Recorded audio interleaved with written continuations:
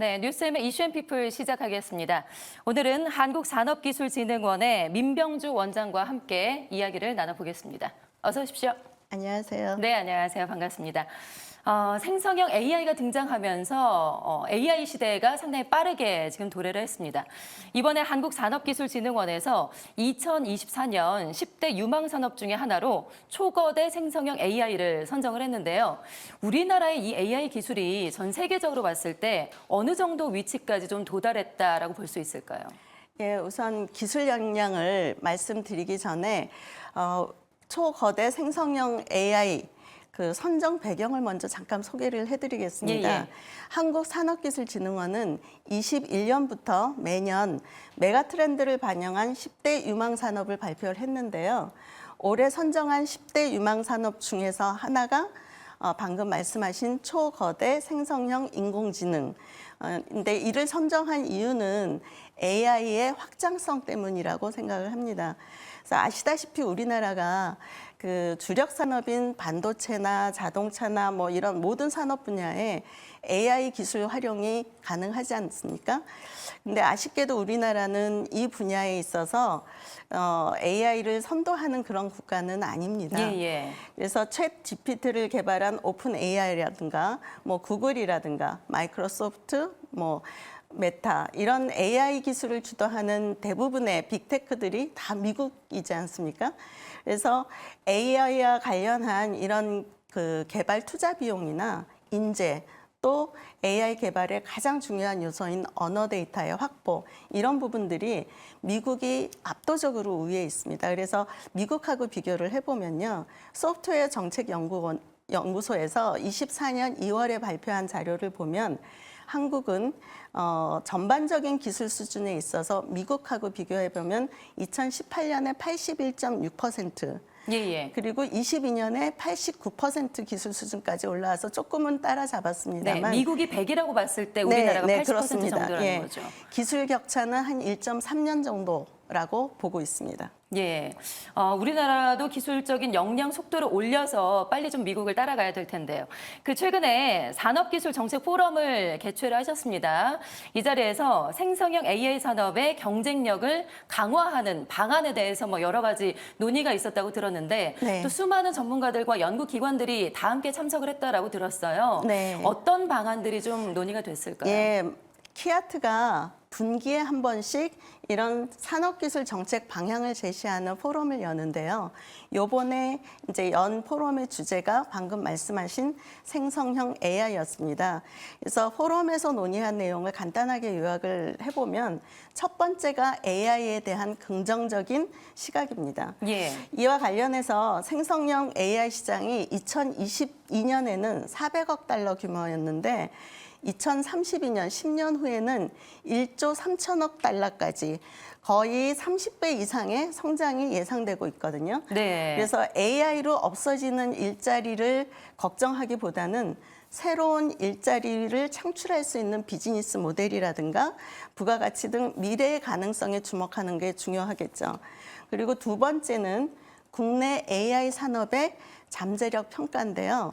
올해 CES에서 뭐 센세이셔널한 뭐 소식들이 많이 있었습니다만 혁신상을 받은 기업들을 보면 우리나라가 혁신상 470개 중에 225개를 받았고요. 네. 최고 혁신상 35개 중에 15개를 받았습니다. 두 개 모두 우리나라가 압도적으로 1위를 했는데요. 네네. 이런 혁신성이 사업화되고 또 시장에서 매출로 이어져야지만 되는데 이러기 위해서는 많은 투자가 필요합니다.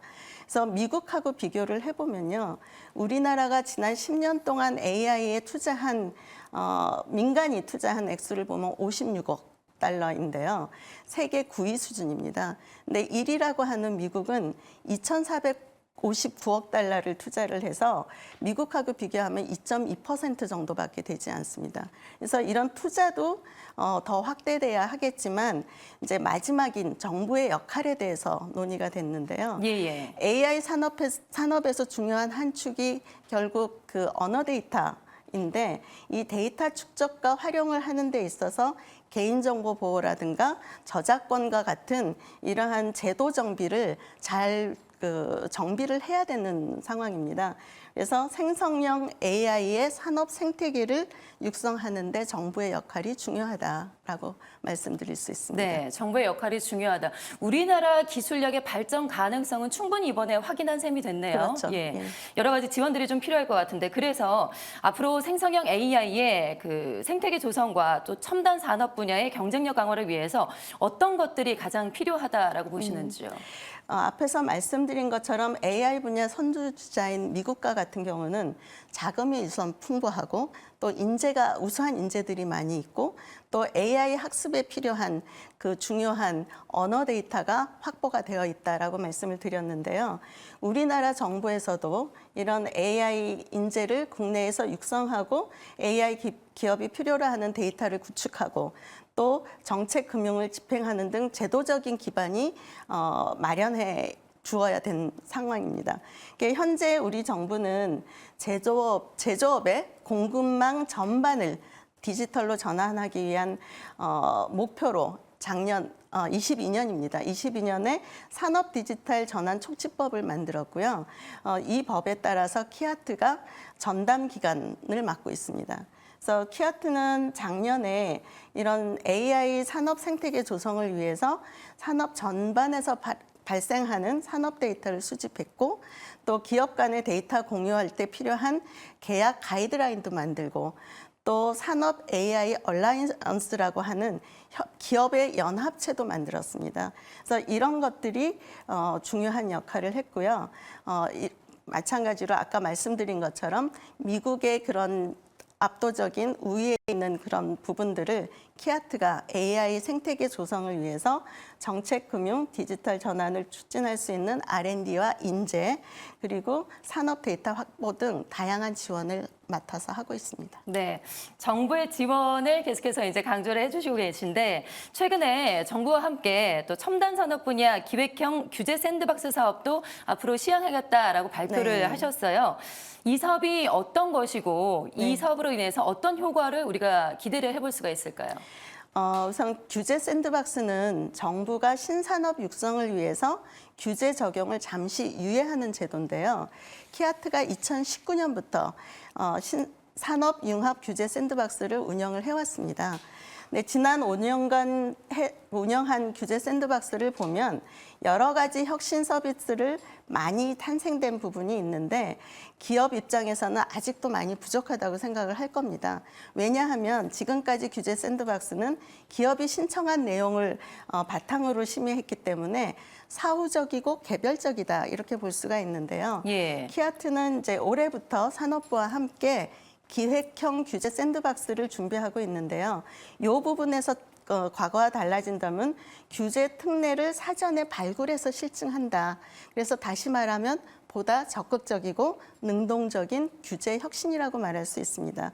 그래서 이러한 AI 기반의 기획형 규제 샌드박스 발굴은 AI 산업의 확장에 보다 긍정적인 영향을 줄 거라고 생각을 합니다. 네, 알겠습니다.